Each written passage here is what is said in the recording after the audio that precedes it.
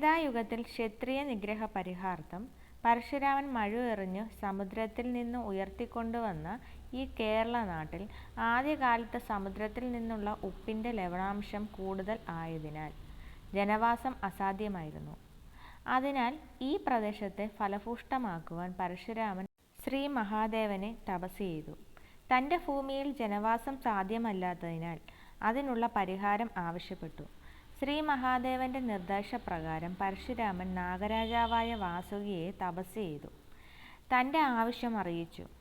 നാഗരാജാവ് സർപ്പഗണങ്ങളോടൊത്ത് ഭൂമിയിൽ വന്ന് വിഷജ്വാലകളാൽ ഈ ഭൂമിയിലെ ലവണാംശം നീക്കി മനുഷ്യവാസയോഗ്യമാക്കി മാറ്റി. ഇതോടെ ഈ ഭൂമി വൃക്ഷലതാദികൾ തഴച്ചു വളരുന്ന ഒരു ഇടമായി മാറി.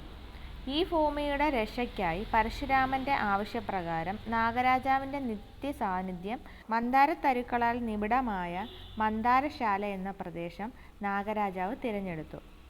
നാഗരാജാവിൻ്റെ നിത്യപൂജകൾക്കും മറ്റുമായി ഒരു ബ്രാഹ്മണനെയും അദ്ദേഹത്തിൻ്റെ ഭാര്യയെയും നിയോഗിച്ചു. തുടർന്ന് ഈ സ്ഥലത്ത് മന്ദാരശാലയായി അറിയപ്പെട്ടു. അങ്ങനെ ആ ബ്രാഹ്മണൻ്റെ പിൻതലമുറക്കാരനായ വാസുദേവനും അദ്ദേഹത്തിൻ്റെ പത്നി ശ്രീദേവിക്കും കുട്ടികളുണ്ടാകാതെ വിഷമിച്ചിരിക്കുന്ന കാലത്താണ് അഗ്നിദേവന്റെ ആഗ്രഹപ്രകാരം കൃഷ്ണാർജുനന്മാരുടെ സഹായത്തോടെ ഖാണ്ഡവ വനത്തെ ദഹിപ്പിച്ചു നാഗങ്ങളെ ഒന്നടങ്കം കൊന്നു നശിപ്പിക്കുന്ന സംഭവം അരങ്ങേറുന്നത്.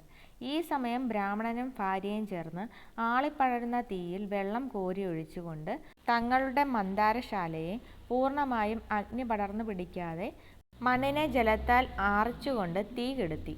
കാട്ടുതീയിൽപ്പെട്ട് പൊള്ളലേറ്റ നാഗങ്ങളെ ശരിയാംവിധം ശുശ്രൂഷിച്ച് രക്ഷിക്കുകയും ചെയ്തു.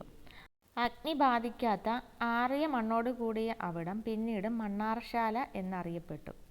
നാഗങ്ങളോട് കാട്ടിയ ദയാദാക്ഷിണ്യത്തിന് പ്രത്യുപകാരമായി നാഗരാജാവ് സ്വപ്നദർശനം നൽകി. താൻ ആ അമ്മയുടെ മകനായി ഉടൻ ജനിക്കുമെന്നും ആ അമ്മയുടെ അനപത്യതാപ ദുഃഖം ഉടൻ തന്നെ അകറ്റുമെന്നും പറഞ്ഞനുഗ്രഹിച്ചു. തുടർന്ന് ഗർഭവതിയായ ശ്രീദേവി അന്തർജനം ഇരട്ട പ്രസവിച്ചു 2 കുട്ടികളുടെ അമ്മയായി. ഒരു ശിശു മനുഷ്യരൂപത്തിലും മറ്റേത് പഞ്ചമുഖനായ ഒരു നാഗവുമായിരുന്നു. ഇരുവരും ഒരുമിച്ച് തന്നെ കളിച്ചു വളർന്നു.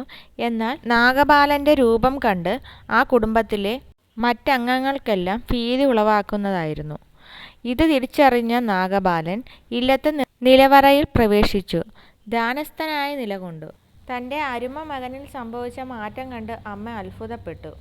അമ്മ അത്യധികം വേദനയോടെ തൻ്റെ മകനൊപ്പം നിലവറയിൽ തന്നെ എപ്പോഴും ഉണ്ടാകുമെന്നും ആഗ്രഹിക്കുമ്പോഴൊക്കെ അമ്മയ്ക്ക് തന്നെ കാണാമെന്നും തനിക്കുള്ള ഭക്ഷണോപചാരങ്ങൾ വർഷത്തിൽ ഒരിക്കൽ മാത്രം അമ്മ തന്നെ എനിക്ക് നൽകിയാൽ മതിയെന്നും ആശ്വാസവചനങ്ങൾ പറഞ്ഞ് അമ്മയെ സമാധാനിപ്പിച്ചു.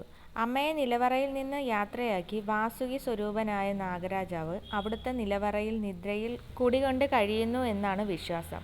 മകൻ്റെ സ്നേഹപൂർണമായുള്ള നിർബന്ധത്തിന് വഴങ്ങി മകൻ്റെ നിർദ്ദേശപ്രകാരം തുടങ്ങിയ പതിവ് ആ കുടുംബത്തിൽ ഇന്നും തുടരുന്നു.